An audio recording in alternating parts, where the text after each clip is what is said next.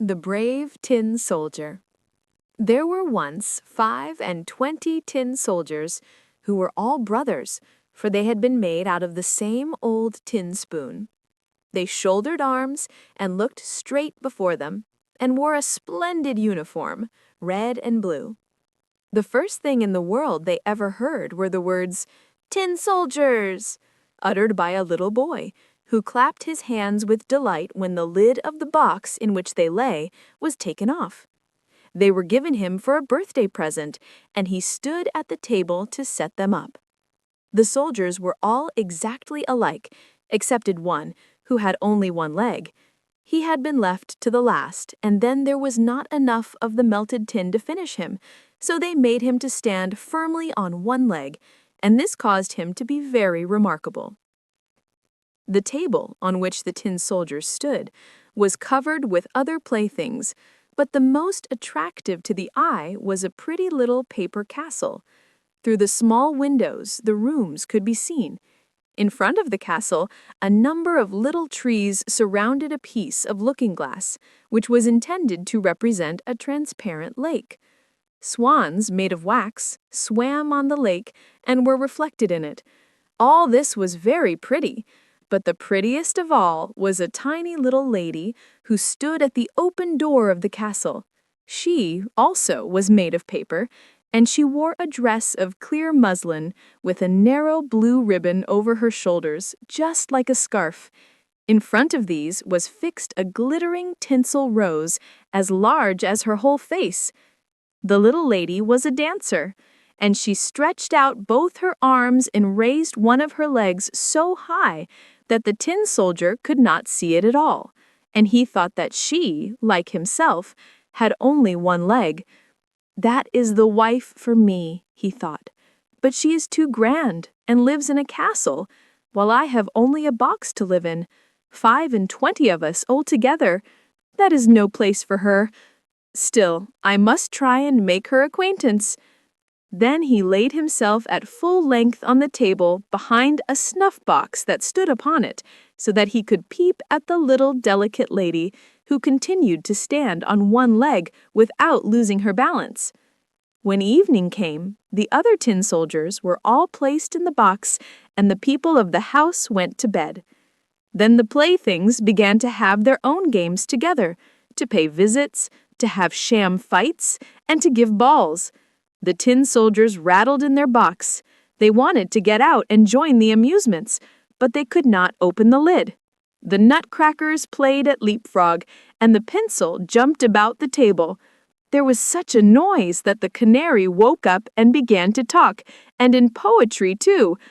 Only the tin soldier and the dancer remained in their places.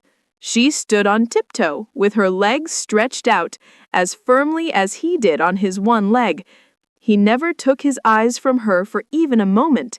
The clock struck 12, and with a bounce, up sprang the lid of the snuff-box. But instead of snuff, there jumped up a little black goblin, for the snuff-box was a toy puzzle. "Tin soldier," said the goblin, "don't wish for what does not belong to you." But the tin soldier pretended not to hear. "Very well, then, wait till tomorrow," said the goblin. When the children came in the next morning, they placed the tin soldier in the window. Now, whether it was the goblin who did it or the draft is not known, but the window flew open and out fell the tin soldier, heels over head, from the 3rd story into the street beneath. It was a terrible fall, for he came head downwards, his helmet and his bayonet stuck in between the flagstones, and his one leg up in the air. The servant maid and the little boy went downstairs directly to look for him, but he was nowhere to be seen, although once they nearly trod upon him. If he had called out, "Here I am," it would have been all right, but he was too proud to cry out for help while he wore a uniform. Presently it began to rain, and the drops fell faster and faster till there was a heavy shower.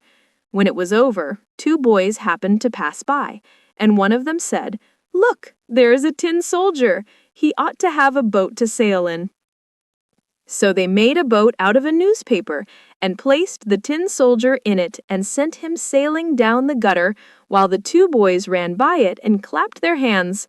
Good gracious, what large waves arose in that gutter, and how fast the stream rolled on, for the rain had been very heavy. The paper boat rocked up and down and turned itself round sometimes so quickly that the tin soldier trembled. Yet he remained firm. His countenance did not change. He looked straight before him and shouldered his musket. Suddenly the boat shot under a bridge, which formed a part of a drain, and then it was as dark as the tin soldier's box. "Where am I going now?" he thought. "This is the black goblin's fault, I am sure. Ah, well, if the little lady were only here with me in the boat, I should not care for any darkness." Suddenly there appeared a great water rat who lived in the drain. "Have you a passport?" asked the rat. "Give it to me at once." But the tin soldier remained silent and held his musket tighter than ever. The boat sailed on and the rat followed it. How he did gnash his teeth and cry out to the bits of wood and straw, "Stop him! Stop him! He has not paid toll and has not shown his pass!" But the stream rushed on stronger and stronger. The tin soldier could already see daylight shining where the arch ended. Then he heard a roaring sound quite terrible enough to frighten the bravest man. At the end of the tunnel, the drain fell into a large canal over a steep place, which made it as dangerous for him as a waterfall would be to us. He was too close to it to stop, so the boat rushed on, and the poor tin soldier could only hold himself as stiffly as possible, without moving an eyelid, to show that he was not afraid. The boat whirled round 3 or 4 times and then filled with water to the very edge. Nothing could save it from sinking.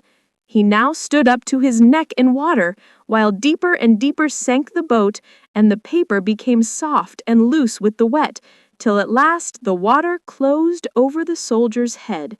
He thought of the elegant little dancer whom he should never see again, and the words of the song sounded in his ears. "Farewell, warrior, ever grave, drifting onward to thy grave."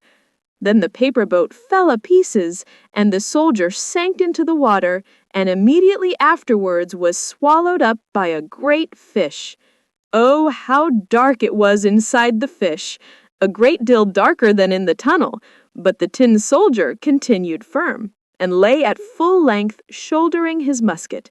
The fish swam to and fro, making the most wonderful movements, but at last he became quite still. After a while, a flash of lightning seemed to pass through him, and then the daylight approached, and a voice cried out, "I declare, here is the tin soldier." The fish had been caught, taken to the market, and sold to the cook, who took him into the kitchen and cut him open with a large knife. She picked up the soldier and held him by the waist, between her finger and her thumb, and carried him into the room. They were all anxious to see this wonderful soldier who had traveled about inside a fish, but he was not at all proud.